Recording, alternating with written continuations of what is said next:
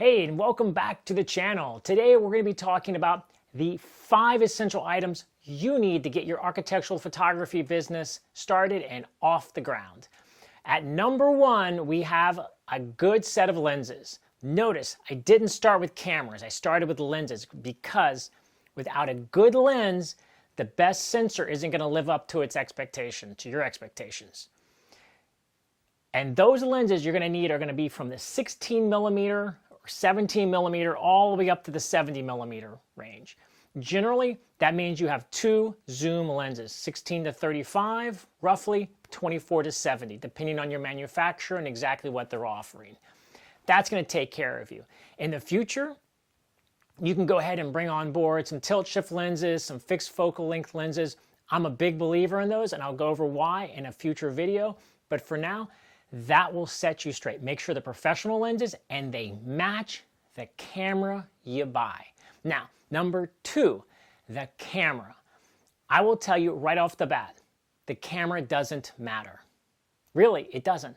As long as you have a professional camera that you can tether up, it really doesn't matter. And the reason I say that, and I will, again, this will be a separate video, I will show you images from all the way back in 2000, shot with a 4x5 on chrome film, all the way to today, the whole range of images, and you can't tell the difference between any of them. They all look the same. And we're talking from high-end 4x5 to low-end digital, all the way up to the high-end digital of today. So don't sweat too much on that. Just get a professional camera. If you don't have the budget, get a used one from a reputable retailer that has a low shutter count, and you will be good to go. Number 3, tripod and head. This is going to be really your go-to in architecture. When you're shooting a space, you really don't want to be shooting handheld. I've seen it being done. I've done it myself on occasion, but it really leads to a lot of post-production work and a lot of errors in terms of spacing arrangements within the room. You want to get a good medium grade tripod right around the 6 to 7 foot range, carbon fiber, lightweight, and that should run you, $300 to $400 more or less. And you're going to want a good geared head. Something, someone in the small range, usually they're around $200, $250. Manfrotto offers a couple good options. And I saw on Amazon there's a couple good options there. But you definitely need geared. Stay away from the ball head. Stay away from anything else that doesn't have a gear in it, because you will be turning circles trying to get the line straight as your camera's like moving like this all over the place. Number 4 is going to be your laptop or tether. It could be an iPad, it could be a laptop, something to tether that camera to. Because without a tether, without being able to see the image on a large screen, you're going to miss countless details. If you're shooting a restaurant, for example, could be 20, 30 tables in front of you, and all the chairs and the legs, and it could be hundreds of items you got to figure out how you're going to move around. So highly recommended you put that on a large screen, a laptop, iPad at the very least, right? And that way you can show your client, you can see it yourself. It's definitely an upgrade, and it's not very expensive. Most of us do own a laptop or iPad. The last thing, and number 5, this is going to be your lighting. Now, this is a little bit tricky because lighting is a slippery slope. First, you have to know how to use it. And 2, it can get very expensive and very complicated. Let's put it that way. So, what I would recommend, go with the Flashpoint brand. I'm not getting paid to sell it. I'm telling you because I've used it for the last, I would say, 6 to 7 years when they first came out. And I literally have 0 problems with them. Before that, I had Balcar, and then I went to Dynalite. Balcar was my first set. Didn't work out. Went to Dynalite. I still have the Dynalites around for the heavy-hitting power that I might need in an exterior shoot or something that comes up where I need to light a big space. I've got those Dynalites.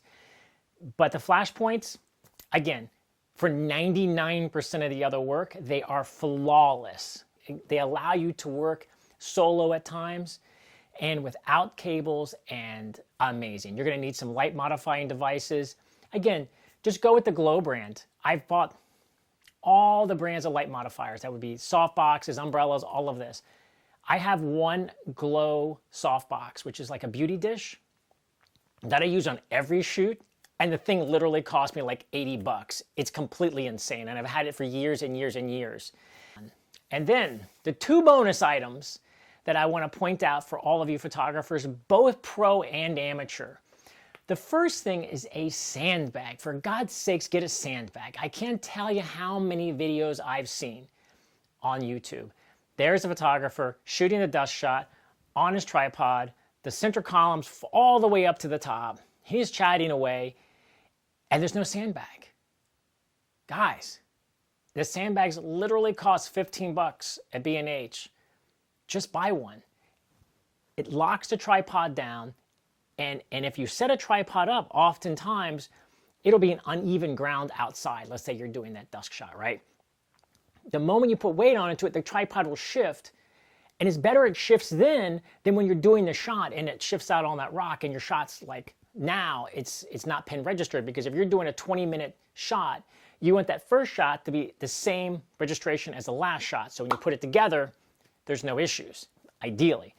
Sandbag, 15, 20 bucks. You know, get one that's not filled. You can throw rocks in it when you're on location. It will be a godsend to you. The last thing is, and again, this is something I've seen a number of times, don't buy duct tape. For God's sakes, go buy some gaffer tape. Get a good roll of black gaffer tape, a good roll of white gaffer tape, put it on a rope or put it on a bungee cord, and put it in your bag. And if you want to get the smaller one, you don't have to get the 2-inch tape. It's just, if you're at a high-end home or a restaurant, and you put tape that's not meant for the walls and you pull that paint off, I guarantee you the homeowner is going to make you repaint the whole wall. They're not going to repaint that little spot. So get the gaffer tape. Again, it's like 18 bucks for a roll. Put it in your bag. Use it when you need to. And not only will it help you out, it'll make you look a little more pro, and that always helps. So guys, I hope that helped you guys. If you have any questions, drop me a comment below. I'll be happy to answer them. And if you have any disagreements, I'd love to hear that too. I will learn as much from you as you do from me.